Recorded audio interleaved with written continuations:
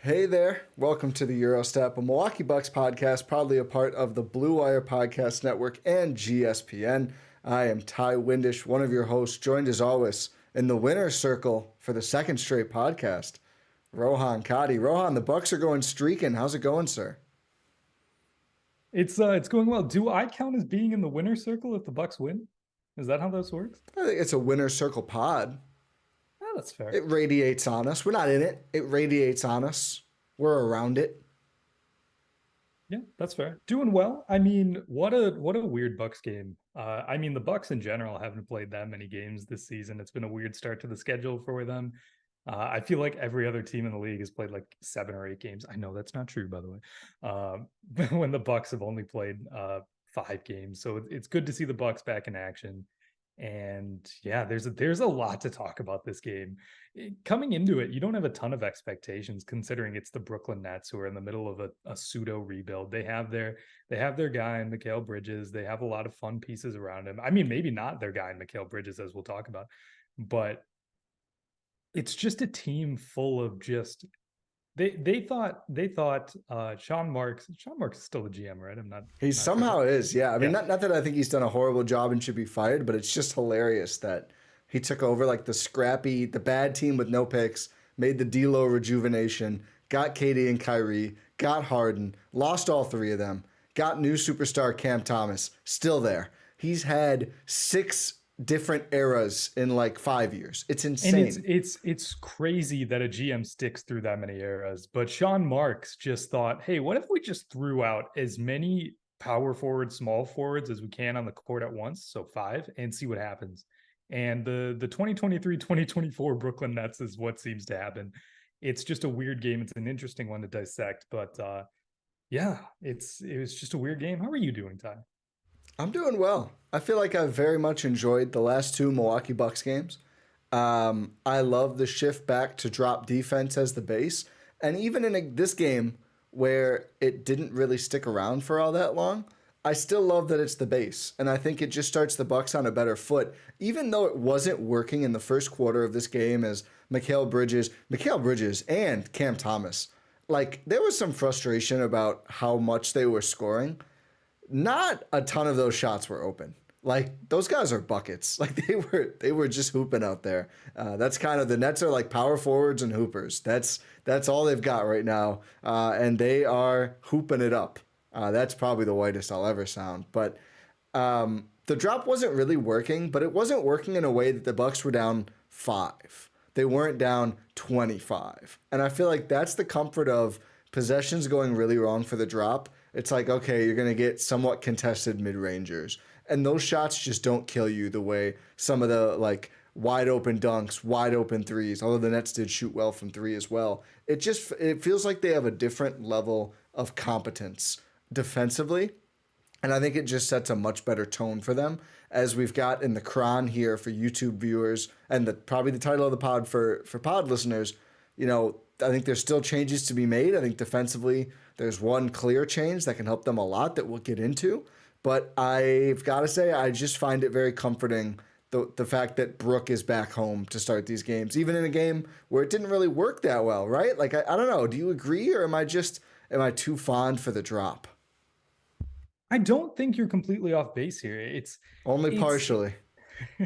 no, I wouldn't say that either. I think it's very, very interesting to see how this team sort of plays its defense throughout this early season because we've seen so many shifts already, even though, like I mentioned, it's only game 6.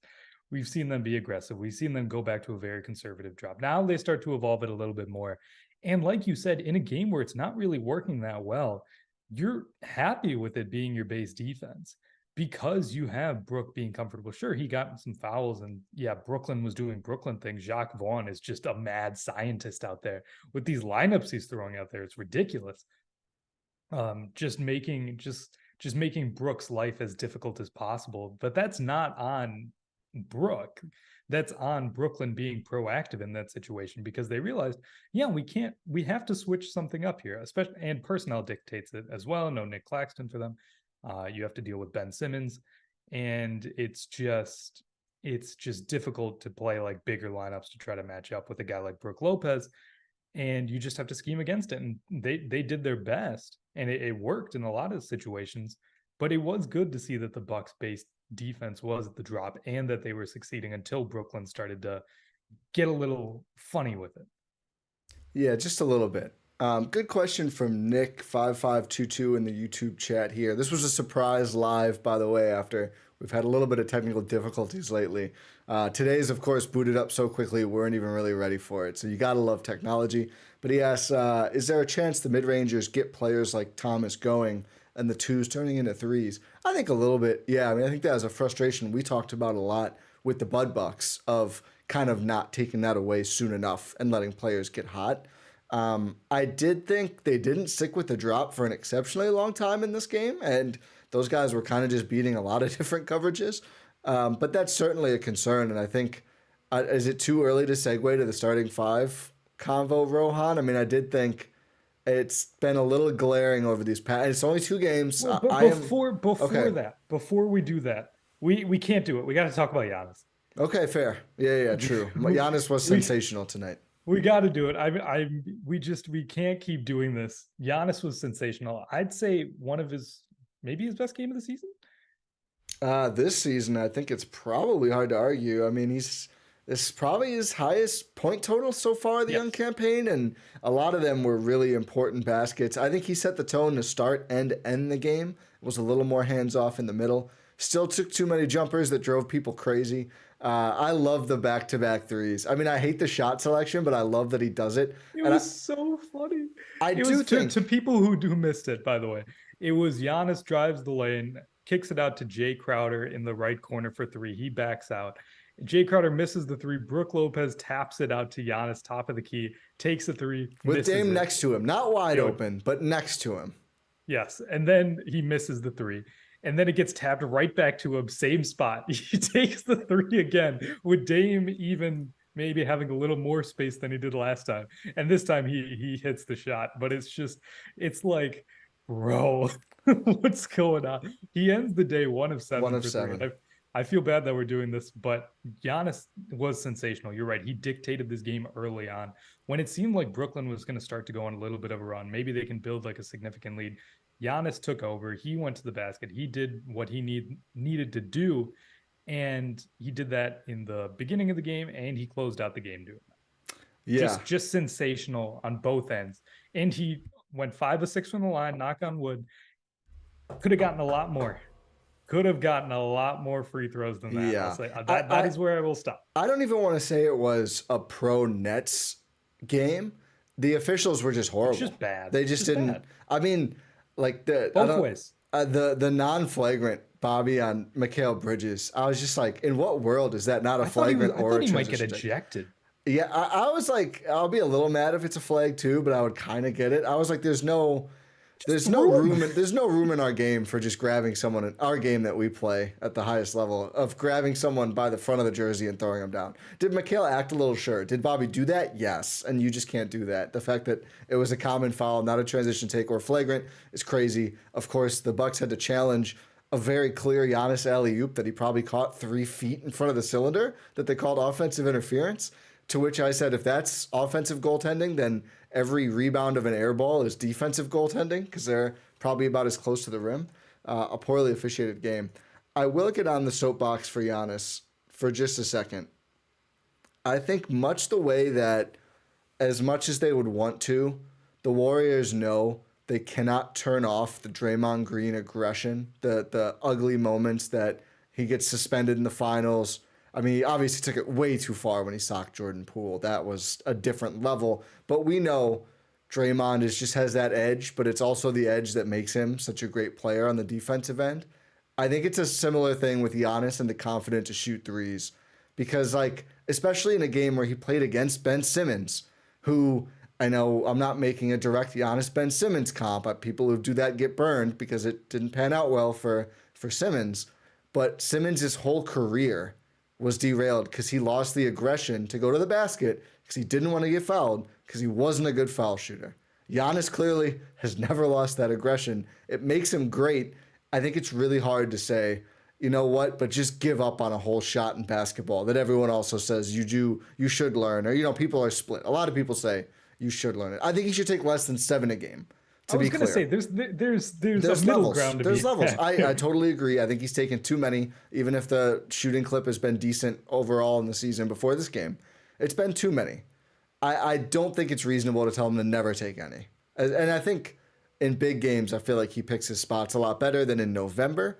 But that's just I don't get as mad as some people do about the threes. This was, again, 7 is way too many. And yes, like his highest in a game this season was 3 before tonight. Yeah. Like I think it was reasonable before this game. This game was just a different level. The middies look good in this game, though. The middies did look good, and Marcus Johnson rightly pointed that out on the broadcast. I almost said on the pod. Marcus, come on the pod. Please. He mentioned about how that's the shot he wants to see Giannis take more. Just that little pull-up mid-range shot, because he can get that anytime he wants, as Marcus said. Because defenders, once he gets into the paint, in the arc, within the arc, that's the phrase I was looking for. Defenders are going to back up. And so he's going to have that shot whenever he wants to, realistically. And he's so tall, has a high release point. He can get that shot off against most players. So that was good to see. That's a really good development. Those are the shots. Are you just thinking of Wemby when you say most players? Yeah. Are you already excited for Bucks Spurs whenever it is? Because I really hope he plays. He has taken my fascination more than any player in recent memory. Has anyone beat the overhyped allegations quicker? I feel like nobody at this point is like, yeah, we all need to slow our roll on Victor Wembanyama. No way, dude. He's awesome. He's super young. They're gonna get a lot better. But anyway, that's an aside. I don't know when that first game is. But yeah, just if Giannis wants to transition some of those threes into more pull-up middies, I'd be okay with that. That's a good development because I'd argue that's more important than his 3-ball. I agree with that. But yeah, an amazing game for Giannis. I mean, clearly the Nets had a big size disadvantage. I mean, Ben Simmons, hilarious thing. Is this because Ben Simmons called himself a point guard? On the box score, it has Ben Simmons point guard, Dorian Finney-Smith center. I mean, we're lying to it. Ben Simmons was their center. And then the next biggest player was Day'Ron Sharpe, who played less than 8 minutes. And then outside of that, the biggest players Brooklyn played were Dorian Finney-Smith and Royce O'Neal. I mean, they were tiny out there. I mean, it's no surprise this was a high-scoring game. I mean, it's a track meet when you're playing 5 guys. I mean, Ben Simmons is your biggest guy, and he kind of is a point guard in the way he moves. He's so fast. A hilarious thing was watching him sprint full speed toward the Bucks basket, but then Brook is there, and he just goes into a flying pass out of it, and I'm just so much speed and power to just bring the ball up 4 seconds quicker is kind of hilarious. But Giannis realized I think the lack of size, took big advantage of it. Again, from 2, shot 14 of 20. You mentioned the great free throw shooting, 12 boards, 3 assists, 1 steal, 2 blocks, just 3 turnovers for all that usage is super impressive given how the Nets swarmed him. I thought he was really in control when he had the ball in the paint and would mimic your point about whistles not being blown when they could and probably should have on some of those 2-point misses. Yeah, at some points it was just ridiculous. I think on the broadcast, Marcus was also saying he's showing the referees his bruises because it's just ridiculous. This is kind of an aside. That's a trend we've noticed throughout this season so far, is that just they're allowing a lot more contact inside when it comes to bigger dudes, and it's Giannis is not getting the free throws that he used. I know he's currently leading the league in free throw attempts, so I shouldn't say that. But he has more than Dame? I think Dame's second. Big market Bucks, baby. It feels gross. It feels like we're Philly. We hated on Philly for that. December 19th, Wemby's in town. Roach Nest just dropped in the chat. Christmas with Wemby. Okay. I might have to get myself down to that game. I might have to join you for that one. That might be a hot ticket, man, the way Wemby's been looking so far, but who knows? Might have to buy that today. Yeah, no joke. But no, agree. It is a little gross, but It's nice to have two guys who can generate free throws at high volume. They're not intentionally trying to. It actually Dame is. Well, here and there for Dame. The thing about Dame and Chris especially, I love Chris. We'll talk about Chris a lot. He was really exciting tonight. Chris's griffs are always like in and outs. Like they're always so close. Dame sometimes are a little half-hearted. Chris had one today where he's clearly grifting, and it was like in the cylinder for 5 seconds before it came out. Like every single time Chris knows he's getting fouled, like he either puts it in or almost put. It's uncanny. All he knows is tough shots. Tough shot express, baby. He is. I want to talk about Dame quickly. First off, producer that we don't have, put the ether beat here. The CBS Sports article about Dame. Did you see this? No. Someone that I had never heard of, and the article was like, Dame's offensively bad at defense and not even trying, and it's proving the Trae Young archetype cannot win a championship. How bad he is at defense after 4 games of the Bucks season. Mind you, a couple things. One, he goes, well, Steph and Kyrie did it, but Steph is built different, and Kyrie had LeBron. It's like, okay, whatever. The game has changed. The point guards are really good now, and they drive winning. 2, Dame and Trae Young coming into this year had both led teams to the conference finals. I mean, it's a very short list of guys who have won titles. So yes, Jordan, it was John Collins. Excuse you. Yes, true. But the point, and it was just like, and he had some clips where like Dame went for steals, and he's like, he's not even really trying to get the ball. He just doesn't want to get back on defense. It's like, it's very weird. It was very, very, very weird. I don't want to get into it any further. But I thought Dame defensively, he tries. He's not great, but I do think he tries. And he got robbed on a foul that should have been a steal in this game. He was better than another Buck starter. He certainly was. I think he fights. He had 7 assists. He sprays passes really well. The thing about Dame, he's been cold almost every game this season. Still scores enough because of the free throws, and he always knows how to draw those, which is the mark of an elite offensive player. I think he didn't have nearly as many shots as Giannis because he and Giannis both realized Giannis had the better matchup against this Nets defense that we talked about was so small versus Mikal Bridges, who is awesome. And Dame just wasn't playing super well. Wasn't shot making at a high level, I'll say. So I understood the shot discrepancy in this game. I thought he was involved in maybe a little bit more actions, but just wasn't a great night for him. But I didn't think he was horrible by any means. Yeah, it's not great to see this trend sort of develop as the season gets underway. Is that, Dame doesn't have a shot yet. He really doesn't. 5 of 15 from the field again. Not again, but tonight. 2 of 8 from the from 3-point land. It's very less than ideal to see this start of the season from Damian Lillard, especially considering all of the hype we had coming in. And maybe that's just our own fault for having too high expectations. But I also did say it's going to take some time for this pairing to really get going. And it's taken a little bit of time. Giannis is finding his own again, but Dame just continues to not have his shot. And he's definitely taking some. But I'm better with Damian Lillard taking those coming off screen threes compared to Giannis taking just pull-up threes. I think that's fair to say based on reputation.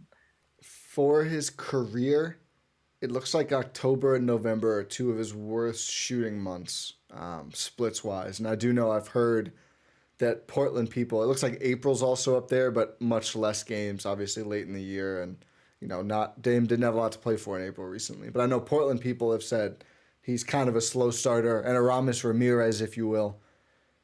Can't talk about too much Brewers. Adam and Andrew covered it. Bring that up. Adam and Andrew covered it on this feed. And then, of course, go subscribe to Cruising for a Brews. And even if you heard their pod on this feed already on the audio version, go check that out. They had a lot of thoughts. GSPN.info for all links. Yeah, Craig Counsell going to the Cubs. Ugh.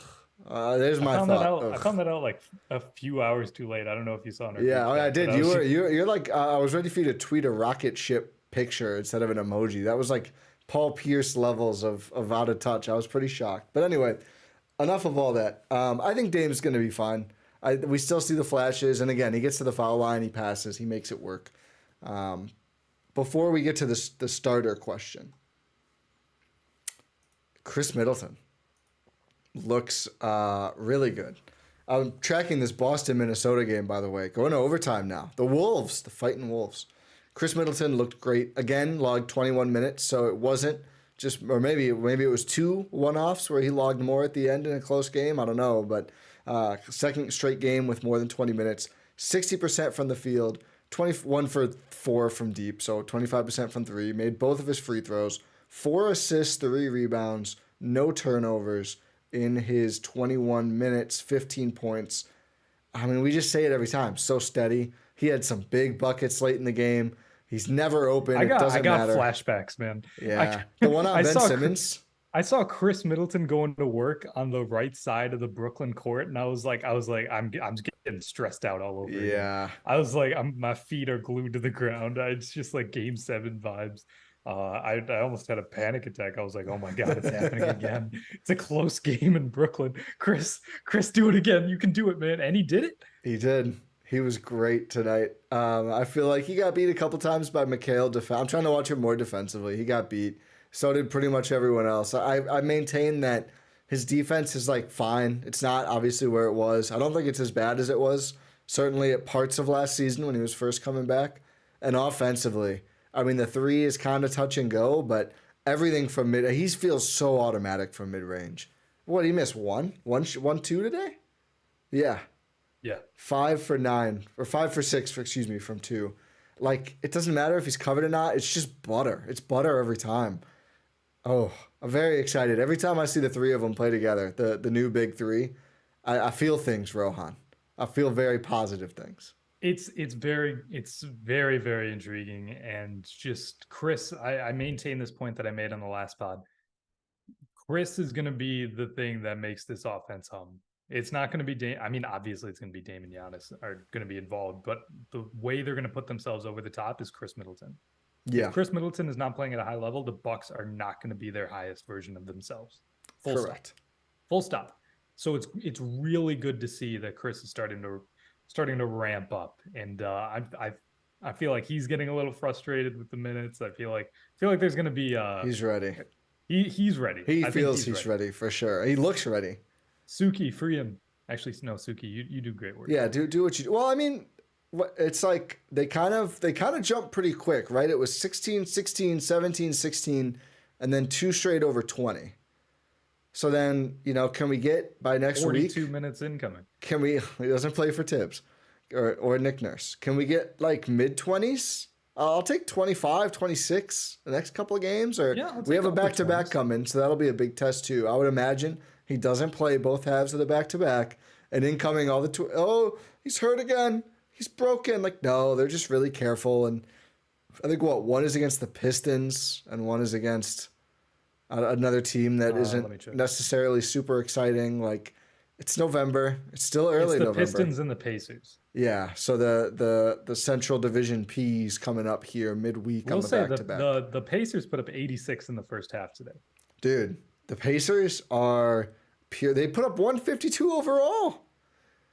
What did Tyrese Halliburton have? A 25-point 10-assist quarter? A 30-point 10-assist quarter? It was something. And they lost the game? Not this game. Not today's game. No, not today's game. But when he did that, I mean, they are pure adrenaline right now. It's going to be another game like this one. I think the Pistons may be a little slower, although Cade is having the turn you've been called. It's been something in the water around the league today. Philly put up 1-4. Oh, it's on the Wizards. Never mind. That one not as impressive. I think Embiid had like 29 in the third quarter alone. Oh my God. Well, are they still without Gafford? Yeah, I think so. Okay, so yeah, I mean, it's Kyle Kuzma playing center against Joel Embiid is nasty work. But yeah, the big 3 is super exciting. Hope to see Chris ramp up more. But, again, as we've said, like, I'm fine with the caution. He looks great. He keeps saying he feels great. I'd rather be too cautious than too aggressive, which I just feel like we've never seen Bucks fans have this much emphasis on the results in early November before. The Discord losing their minds at halftime because the bucket-getting Nets are getting buckets. I'm just like, guys, November 6th. I mean, I want them to play well, too. More like the Brooklyn Buckets. I think there's some merit there. I also could have gone with the wrong team has part of bucket in its name tonight because Brooklyn, sheesh. Sheesh. Also, it's really funny, by the way, that there's a lot of gaudy scoring in the league today, and then the Clippers with James Harden put up 97 Did they and win? lose. Oh, they lost No. by 14 to. Ooh. Yeah, it's just really funny to me. Yeah, that is pretty. Oh, Minnesota up 6 with 2 minutes left in Boston. I feel like is it just me or is the league really fun this year? Every time It's I've turned really on a fun. game, I've been like, Really fun. every time I put on a national game, I flipped on Bulls Nuggets a couple nights ago, and like, it's like Joker the Hulk meme just smashing Loki. That was Jokic to the whole Bulls team. There, And they lost, didn't they? the Nuggets, no, Yeah, I thought they did. not the game I watched. Oh. No, they took care of business in the game I watched. Maybe they lost. Oh a wait, different no, game I'm thinking of something else. Yeah, Yep, they won 123-101. yeah, But should we talk about a certain starter yeah, for this team? yeah. We should. So, you're gonna know because you're Rohan. Do you know who played the least minutes out of the 10 Bucks who logged minutes in this game? Yeah, it's Malik Beasley. It is Malik Beasley. Do you know when Malik Beasley checked out of the game for the final time? Ooh, I don't. Let me guess. I'm gonna say time remaining in the third quarter, more than 9 minutes remaining. You're so close. Oh. It's 8:17. Oh, 1 minute off. We take those. We take But those. with 8:17 remaining in the third quarter, Malik Beasley comes out of the game and does not come back into the game. Yeah. 1 for 5. It's been tough. It's been really tough for Malik Beasley. We were sort of on board. I was so more on than you. board. I drank the Kool-Aid. I'll admit it now. Less so on board with him being just the starter, and both ends are just a struggle for him. He dies on every screen, and offensively, he just can't get it going. I think he tries on defense. He's just bad, which I do think is an important distinction. I think he can have a role on the team still, but the role can't be starter. The role can't be starter taking defensive assignments. Yeah, it's time. We'll get to who our picks, but just on Beasley, you can't be that defensively and average 1.5 points over 2 straight games. He had 0 against the Knicks, 3 against the Nets. I miss Grayson. Did you see the pic of him in front of the car that Phoenix put out for their? He's living his best life. He's sauced up. I'm missing. Can you tell me you don't miss Grayson Allen after watching Malik Beasley? I guess I miss him, but that's not where my mind went watching this. Yeah, that's fair. My mind went, like, boss man. Yeah, my mind also went boss man, but it's also like, you never know how much you love something until it's gone. That is true. Are you ready to undo the trade? You appreciate the it's like, man, Grayson Allen wouldn't do this, Grayson Allen wouldn't do that, but then when Grayson Allen's on the team, it's like, I don't know. That was most Bucks fans, not me, by the way. No, they would certainly be better with him over Beasley so far this season. It does. I think it hurts Beasley's case that his 2 best games were the games they got smoked, and a lot of those points came while they were getting smoked. Like, as a longer term projection, if all your best efforts are in games that don't really matter, that's not ideal. And I think that kind of goes back to the Lakers season versus what he did with the Jazz too. That's not a great trend for Malik Beasley. No, it really isn't. And I think it's time for a change. We've seen enough. I agree. It's 6 games, but it's enough in the 6 games. So this is also a team that we talked about earlier with the defense is ready to make changes. They are very, very, like, they're open to making changes. They're ready to make changes. They'll do it on the fly. We haven't seen it with personnel yet at all. Realistically, we've seen the same 10-man rotation for this entire season so far, and it's just we just, I don't know how they're going to handle this, but it's really time. And this is something that the Bucks haven't really been used to doing, even under Bud. We got like one major starting lineup change that was non-injury related in the Bud era. Did we even? Yeah, it was Wes Matthews starting over because he got hurt over Grayson. Yeah, it's because Grayson got hurt, and then Wes just didn't give it up. But they didn't preemptively. That's true. They didn't make the change. It took the injury for it to happen. I think they kind of said, "Well, it is what it is now." But I don't think we ever really got one, which is just very funny. considering like how clearly like close it was with that fifth spot from whoever's starting and whoever's coming off the bench. Yeah, and we just maybe we see it with Adrian Griffin, but It's time. it's time. It's time. Like what Malik Beasley is doing on both ends of the court is not productive at all. Like you mentioned, he has had his highest scoring outputs in just losing efforts. He has not been any sort of defensive stalwart, to say the least. Yeah. And just offensively, there's no production.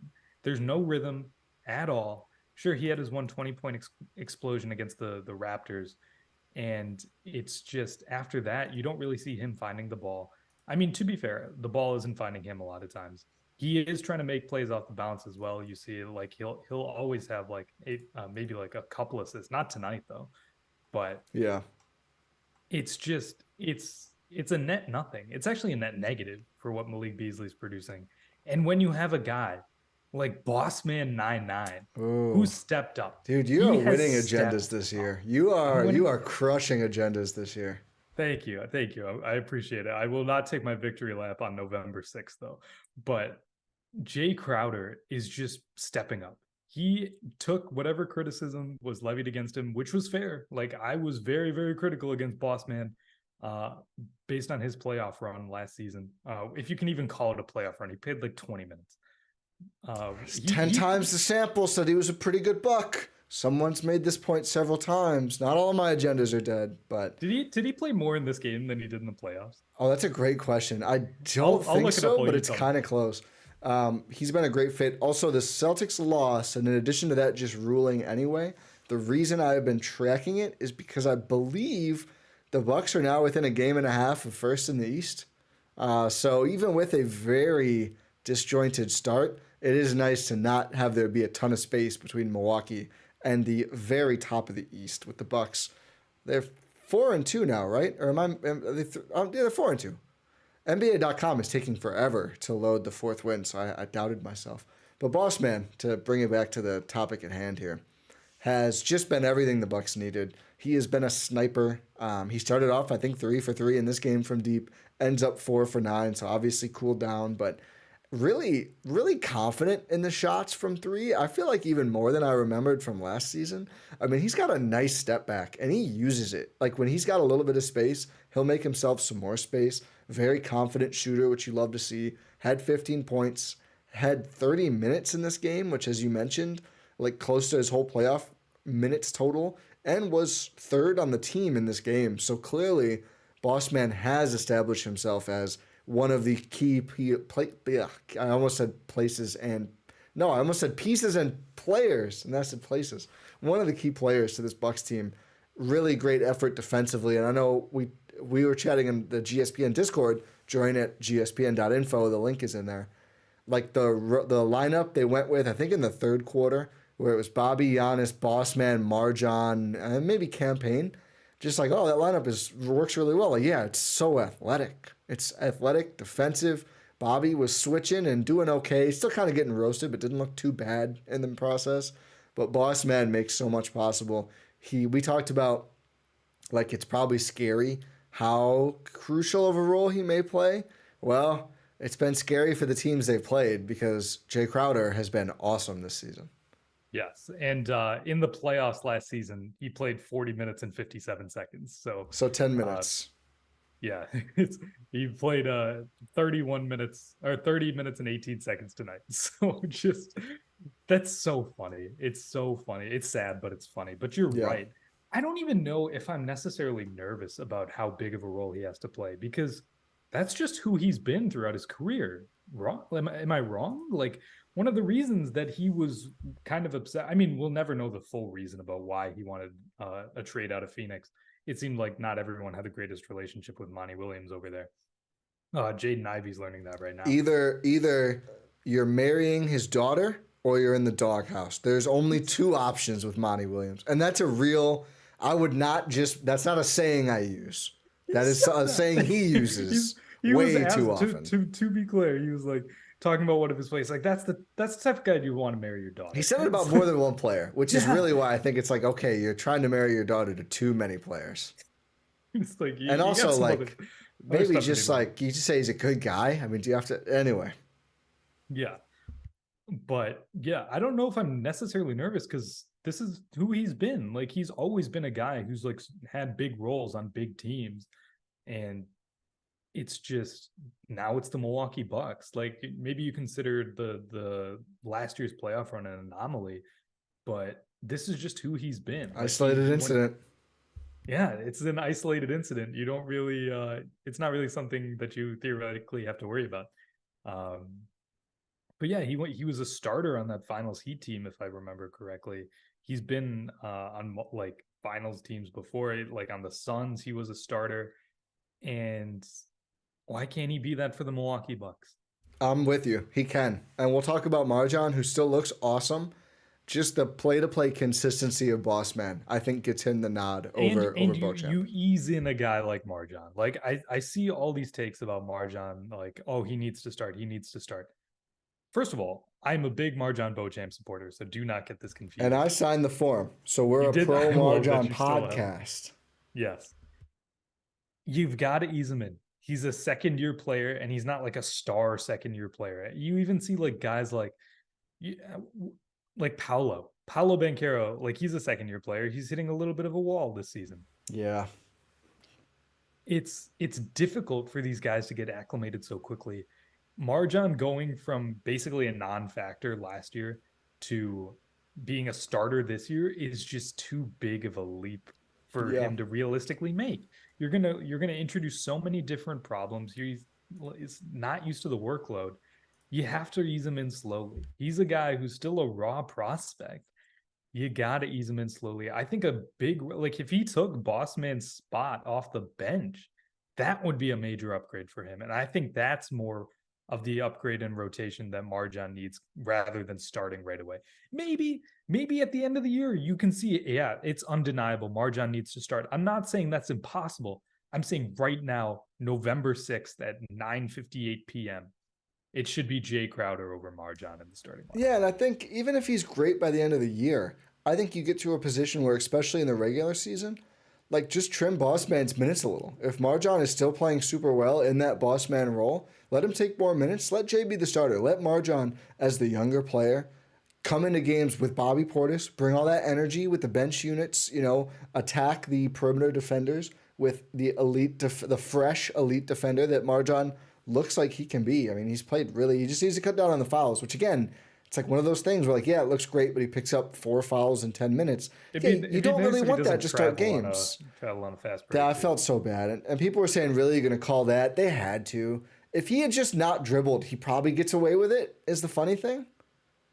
Like, I think it's the Because you see steps. guys get away with that all the time. Yeah. Just, that's number 34, Antetokounmpo, once or twice, maybe. I just think the 3 steps is less noticeable with the way they enforce gather or whatever than the like step, half step, then dribble. Like that's glaring. You can't do that. You got to dribble right away or never dribble. Should have went off the backboard to himself. Could have got crazy. Maybe would have gotten pulled right away if he tried to do that. But I think it was Pal in our Discord asked like, why do coaches hate young players? Oh, they're inconsistent and they usually don't help you win as much. And coaches like their jobs, and their jobs usually depend on winning. It's not even to be snarky, but that is the answer. Ask Mike Budenholzer. Yeah. So, yeah, I think, and also the rotation. And we had a question in chat, I think from Nick again. Beasley out of the starting lineup or out of the rotation entirely? I think just starting lineup for now. I think he's probably a situational hot or cold player. But if he continues playing like this, then you certainly have that conversation because AJ Green, as we documented in a recent pod, has played really well. Andre Jackson Jr. has brought a lot to the team too. I think there is a real competition for minutes that he could run into if he continues playing like this overall, not just starters. But I agree, it's time for Boss Man to start and Marjan to get more of those minutes off the bench because he's just been really, the shot looks good. He looks really good. He still makes, I just think he's too young. And we still do see the mistakes, the travel, the fouling. That makes me go, probably not a starter, but more minutes, more role for sure. Yeah, if he was a starter, I feel like he'd just pick up like a foul right away, and then he'd just be too passive on defense the rest of the way. And that's not utilizing his skills to the best of his ability. Like you want him to thrive in his role, and I think just pushing him into like just like trial by fire is not going to be the best for Marjan. Couldn't agree Is more. he the idealized version? Like the idealized version of Marjan, like a good, like the best fifth starter option? Yeah, absolutely. Is Marjan currently the idealized version of himself? No. I mean, do we live in an idealized world? Clearly not.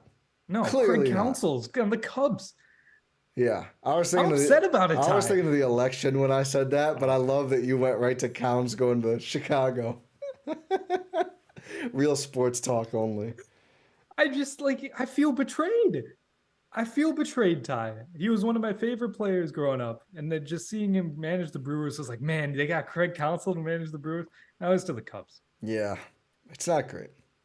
I think we've got a couple more players to talk about. We can probably do it when we do our Bucks stock market returns right after we talk about our friends from Sleeper. Rohan and I have been loving playing daily fantasy on Sleeper all season long. Not just NBA either. I got a big win on Sunday with my picks going for the Packers, which was I did Optimus Packers picks and they actually worked out. You were doubting my Jordan Love higher yards. He went on a run in that second half. Shout out to Jordan Love. Check out Talk of the Tundra for much better analysis than just me being happy about it here. But we are going to talk about our Bucks and Nets picks for this game.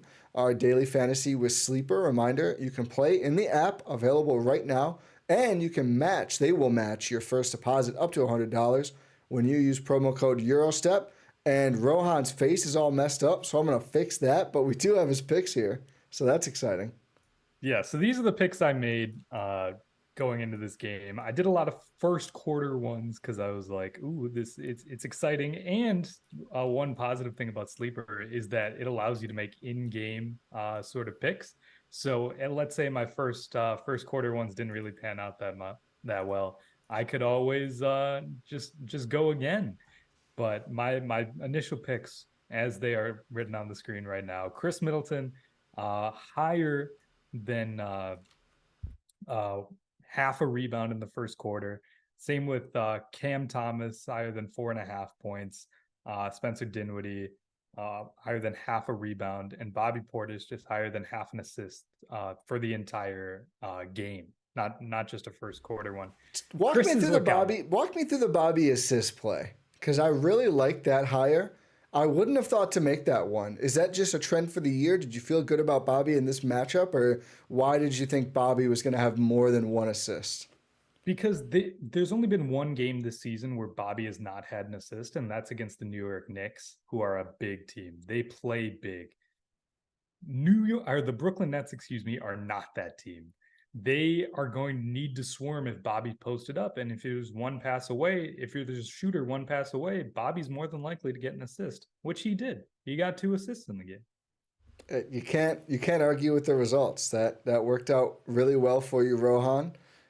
Except you and I fell the same place. And I got all sorts of issues on this one. It's okay. You're just going to be gone for this part, unfortunately, Rohan. But real quickly, let me walk through here. So I want to shout out Hedging Henry, who does a bunch of great daily fantasy picks and others on TikTok, Twitter, and elsewhere. Also work with him. He was like, listen, Ty, I know you've been playing Sleeper. Trust me, no matter what, take the Cam Thomas more than points, the Giannis more than points. They both have great matchups. So the 2/3 of this set of picks that hit, I didn't even really make. I mean, I clearly agreed with him, but I was like, let me spice it up with Chris. More than half a first quarter rebound. I'm like, man, he plays most of his minutes in the first quarter. He's been rebounding well. And I like 3 times in a row, he's right by the basket and Giannis just skies over and grabs it. And I was like, come on, GA, help me out. So we were both undone by the Chris rebounds, but that's okay. We still had a lot of fun playing Sleeper Daily Fantasy as we always do. Rohan, tell the people how they can get involved with Sleeper.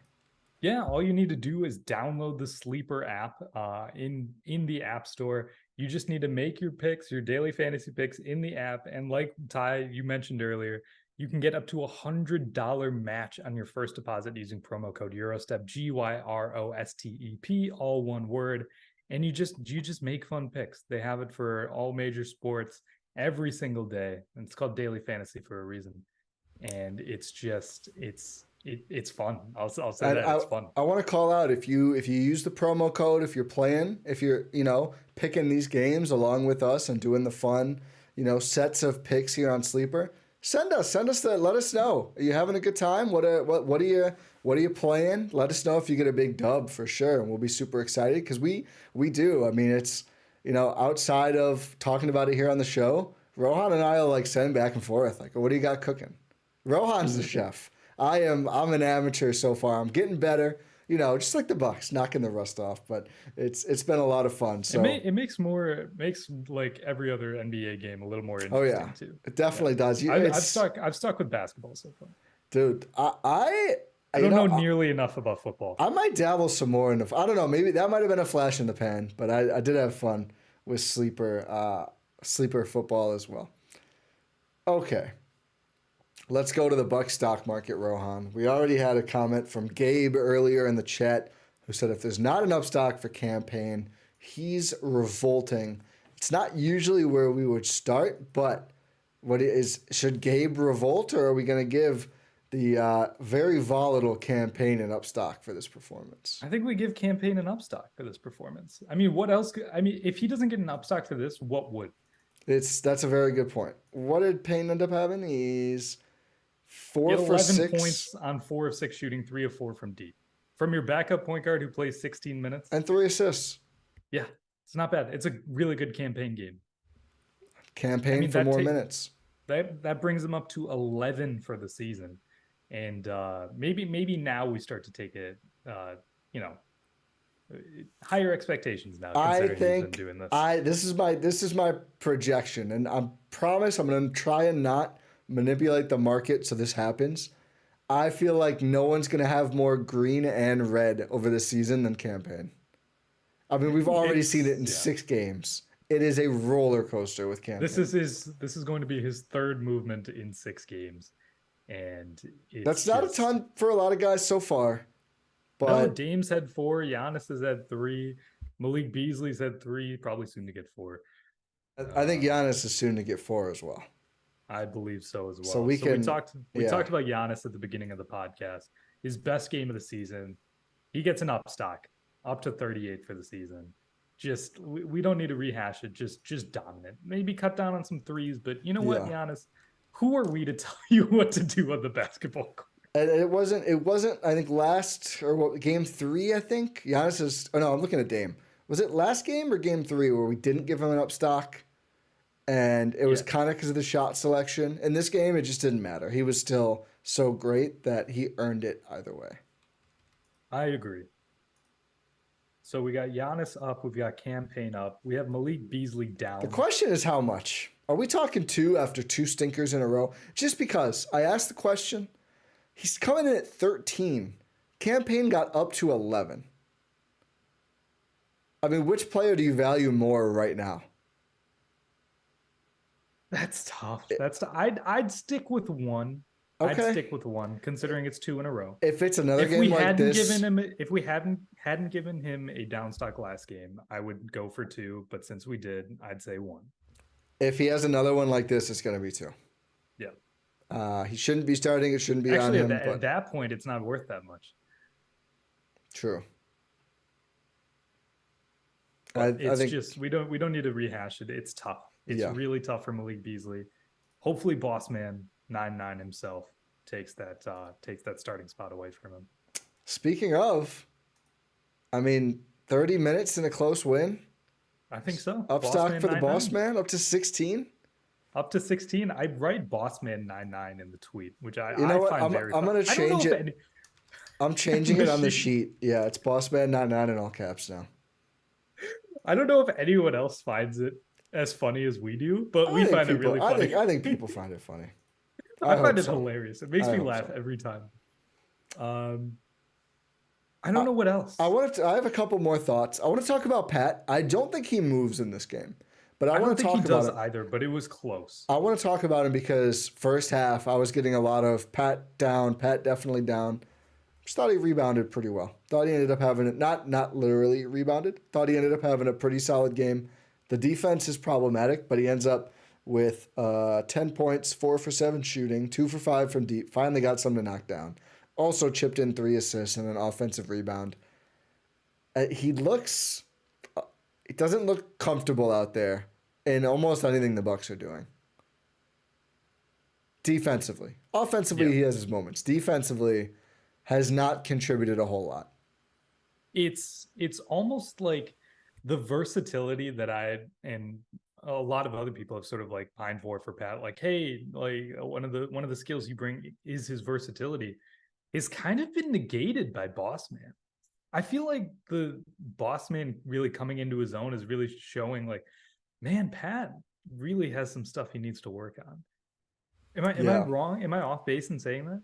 No, I think it's not just that. I think it's also, even when they drop, they're just so much more aggressive defensively, and every player is more involved now. And I don't think that's been good I think Pat was at his best defensively when he was just like kind of on the perimeter, not super involved in actions, and then like, oh, he's got to like kind of defend someone in the post, right? Like it wasn't, oh, now rotate over here, now rotate over there. I don't think that is maybe his comfort zone. He better get more comfortable doing it because, I mean, obviously Beasley's the biggest faller. I don't think Pat should drop out of the rotation entirely, but I do think there's minutes at stake to some of these players who have been fitting in better, like Crowder, even like MarJon. And I mean, you look at this game, Pat placed a full more than 10 minutes fewer than Crowder, only 3 minutes more than MarJon. Like, I don't think that's like an accident. Like, I think that shows you kind of some motion happening within the rotation. So I'm not giving up on Pat. I still have the completely unrelated 2-4 so as to not get sued behind me here in the rafters. But it has been a little concerning. Thankfully that, he was good enough offensively today. And I don't think he was a net negative, but the defense has not been teetering. Good. He is on the edge of a cliff right now. And he's sort of hanging on. Do you remember, you ever watched, this is a deep cut. I can't wait for this. Rainbow? Oh yeah, of course. You remember Cliffhanger? Hanging Not from a really. cliff? And that's a great bit though. That's a great bit though. That's Pat Connaughton. He is right now, it is, yeah. No, it wasn't Reading, it was Between the Lines. What am I talking about? Oh, okay. I was like, really? I thought Reading Rainbow was just like a guy reading a book. Yeah, no, it was like, do you ever watch Between the Lines? No. There was this character. They would go and like, it's like a cutaway. It'd go to this guy, Cliffhanger. That's what his name. And then it would just be this weird situation where he's like trying to get off this cliff. And then like every time he'd end up back like hanging on by a thread. And that's Pat Connaughton this season. Yeah. If anyone knows what I'm talking about, I'd be like, please comment if you're aware of this random Rohan reference. But I just want to talk about Pat. I agree it's no movement. Quickly, MarJon. Yeah, MarJon's great. What do you think for a stock? Did he do enough in this game? I don't think so for a stock. Considering he got one last game, I would not. Maybe if he finishes the dunk. Maybe, yeah. Honestly, as silly as it sounds, that was a huge swing in the game. That was a huge swing in the game. I think that's fair. Chris Middleton. Chris Middleton, I'd say, he got one last game. He was better in this game. So he's at 23 now. 2 behind Brooke. 4 above Bobby. Yeah. Yep, give it to him. So I think it's not as much that he's been consistently impressive. Numak, by the way, is spamming chat that he gets the Cliffhanger reference. Great bit. Cliffhanger was lit. Yes, yes, yes. Thank you, Numak. Seeks also says core memory unlocked. So we you've reached people with this. See, is this what it feels like? Just like having a reference and then people understand it? That's it is. I think you've done this more than once. What a good feeling. I thought Bobby saved himself in the third quarter. I thought he had a bad first half after a pretty bad game against the Knicks, but looked active and involved defensively. If he got that flagrant 2, it would have been a down. Or a flagrant 1. I could see that. Yeah. He entered 11 points, 6 boards, 2 assists, 2 steals, 1 turnover. 3 for 8 from the field. Not as impactful as the first 4 games, but didn't totally fall off. But yeah, that was not ideal. Clearly, the flagrant should have been flagrant. on Mikhail. I wonder if they'll give it to him after the game. That would be awkward though, because they reviewed it in the game and still didn't. Yeah, it's be like who's now reviewing? It's is it Kiki Vandeweghe? Secaucus. Yeah, it's like, is there going to be beef between the league office and Secaucus? There might be. It might be deserved beef on the league office side. It'll be fun to see. But yeah, it's just weird. I think Bobby's a push for sure. I think there's one more to talk about. I think you're going to say it's too soon. Adrian We got Adrian Griffin. Upstock game 1, downstock game 4, which was 2 games ago. I'm willing to let it ride one more. I think one more. Currently at 2. Coaches are different. Again, They are, people, yep. please understand this. Stop tweeting at me about this. It's just like, it's different. I don't know how many times I need to say this. More times. But coaches, we evaluate differently. It's based on trends, not on single games. We mentioned that game 1 was an anomaly. It's different. Do not treat it like the other stocks. Adrian Griffin gets a different sort of thing. Please understand this. You know what? You know what I think is fair? He coaches in other games similar to this, but he changes the starting 5, and we can pretty much lock it in. Yeah, for sure. I mean, we've talked about it already. Actually, I don't know if we talked about it specifically. We could probably wrap on this. I like both the fact that he is willing to adjust fairly dramatically in games in both rotation and scheme. And I feel like he's been, outside of obviously the horrible games where they ended up getting torched, I think when they've started on a good foot and the games are competitive, I think he's done a pretty good job at pulling the right levers. I think so too. I really do. He's reading the situation in front of him correctly, and we're seeing that more often than not. We don't see situations where it's like he tries something and it's like, why would you do that? Maybe except for Malik Beasley starting, but it's more of like, yeah, he's reading and reacting in correct manner seemingly, and it's just you don't really see him making tons of mistakes out there. I like as soon as Ben Simmons goes out late for the Nets, it's Brook is out and then Bobby is in, and then even smaller Pat in to close that game. Like pretty just like aggressive. Like he's aggressive in what he's willing to do in a way we're not used to seeing. But as we said, take that aggression, apply it to changing the starting lineup. I think it's just clearly time. I hope to see it. I think it's not good to be overreactionary in life and certainly as the coach of an NBA team. And it's I know only 6 games. I just think it's not just that he hasn't played well. I just think the principle of it doesn't work. We hoped it might. I more than you. I mean, you hoped it would. I thought it would more than you. The lack of perimeter toughness and size next to Dame is just non-functional. So it's time. Make the change, Griffin, and Dr. Coach Adrian Griffin, I should say, and get the upstock. Coach Adrian Griffin. Well, that's his title. I know, it's just funny. Doctor Nurse as well. Because they were in the same class, right? What? Is that true, or was I bamboozled? I feel like you were bamboozled. Is that a thing? This is real. Yeah, Nick Nurse and Adrian Griffin earned their doctorates from wow. From Concordia University, Chicago. That is wild. Yeah. Well, good for Dr. Nurse too. Yeah, Dr. Still Dr. hate Nick him. Nurse. I wouldn't say I'm a fan of Nick. He get his doctorate in music theory with his guitar cases. I'm on his Wikipedia right now. On June 20th, 2019, Nurse joined Hamilton-based rock band at Arkells at their sold-out Toronto concert to perform a cover of Stevie Wonder's hit song "Signed, Sealed, Delivered" on yours on guitar. And just why is that in here? He's just out there. He's just out there doing stuff. Yeah, in May 2022, Nurse got his PhD in sports leadership. Okay, well, credit to him for that. But again, I still dislike him greatly. Random note. 2 random notes. Tomorrow is Wisconsin Herd Media Day, Tuesday.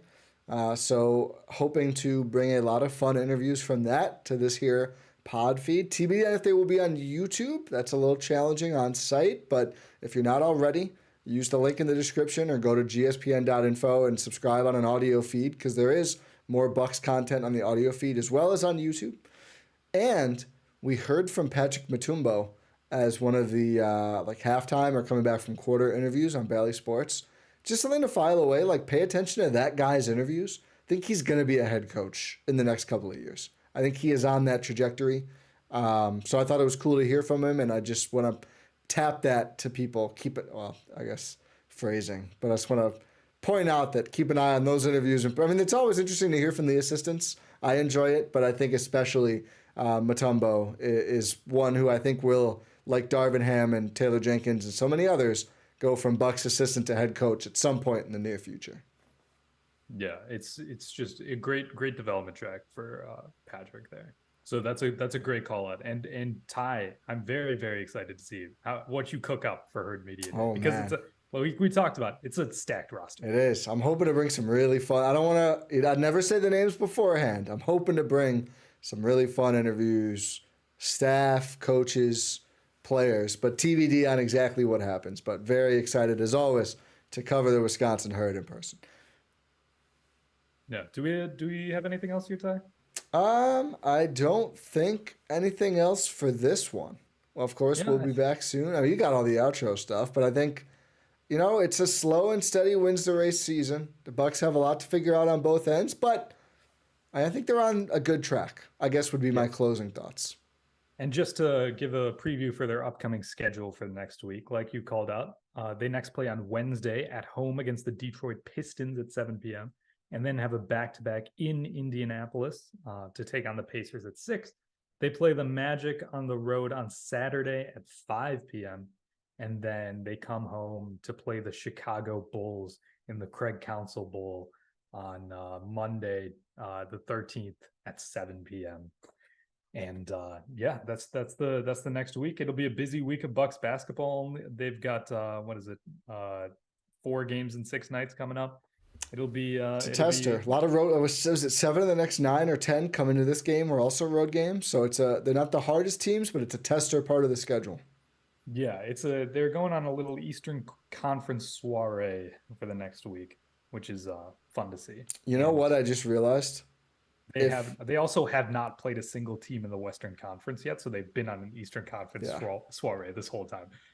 If Chris sits the first half of the back-to-back, we could get like the indirect starting lineup change. Crowder moves in for Chris and then doesn't move out. Oh, that'd be an easy way to do it. That's an easy out. Yeah, that's an easy out. There's something to think about if Chris sits Detroit or versus Indiana, which I think it would make sense for him to sit the Detroit game. Who knows? This is just tinfoil hat tie spitballing, but I think that may be the maneuver we see. That would be very Bucksy to do that move. It's like the Bud thing we talked about earlier. Imagine like, the who Chris who just be like, no, we didn't bench Malik. Just Chris came back to the lineup. Yeah, but Malik was starting. No, Malik and Jay were starting, and now Chris and Jay. We didn't. Who's Malik Beasley? We didn't switch one for the other. It's totally different. It's totally different than that. What are you talking about? I never know what I'm talking about. But yeah, it'll be a good week. It'll be interesting to see as they go on, and we will have all things Bucks covered for you here on this feed, and especially on the audio feed if you're watching this live on YouTube. But appreciate everyone for tuning in here live on YouTube. It's been fun doing these live shows after games. It's just good to feed off the energy. It's a good time. We have fun with it, and I hope you guys enjoy it too. But to anyone watching after or listening on your podcast platform of choice, also greatly appreciated. And you can check out all of the links to all things GSPN at gspn.info. Packers had a nice win, so they're going to be the Tot Boys talking the Tundra. That's going to be a fun listen. That's already out. You have the Brewers. That's going to be an interesting podcast. I have yet to listen to Cruising for a Bruising, hearing Andrew and Adam talk about Craig Council. I'm still betrayed. Check out Make Time for This as well. Win in 6 is on this very feed as well on your audio platform. Just check out gspn.info. Everything's there. Link to the Bucks stock market is there. Discord entry form is there. Anything you want is at gspn.info. But yeah, make sure you subscribe wherever you're listening or watching. Pod Random, and we'll talk to you next time.